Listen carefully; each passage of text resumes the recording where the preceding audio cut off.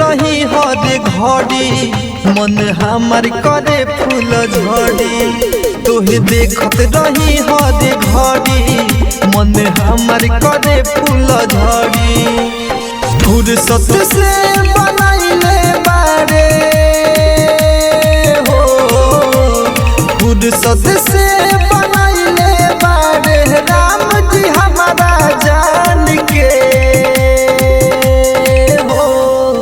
दिल लेके भागल बिया पत्थर की सीना से काढ़ के। दिल लेके भागल बिया समर की सीना से काढ़ के।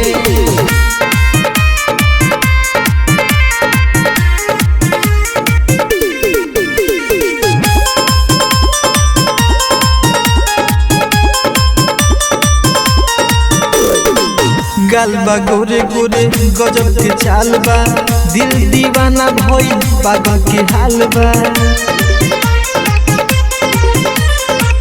गाल बा गोरे गोरे गजब के चाल बा, दिल दीवाना भइल पागल के हाल बा।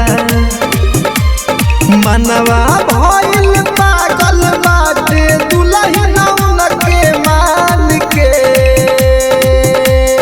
हो। दिल लेके भागल बिया पत्थर की सीना से काढ़ के। दिल लेके भागल बिया समर की सीना से काढ़ के।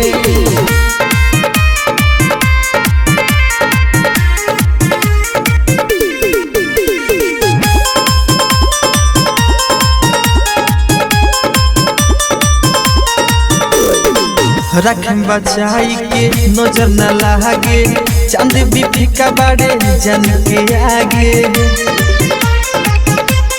हाँ हाँ रखम बचाई के नजर न लागे, चांद भी फीका बाड़े जन के आगे।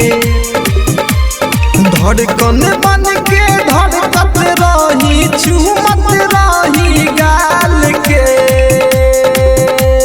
हो। दिल लेके भागल बिया पत्थर की सीना से काढ़ के। दिल लेके भागल बिया पत्थर की सीना से काढ़ के।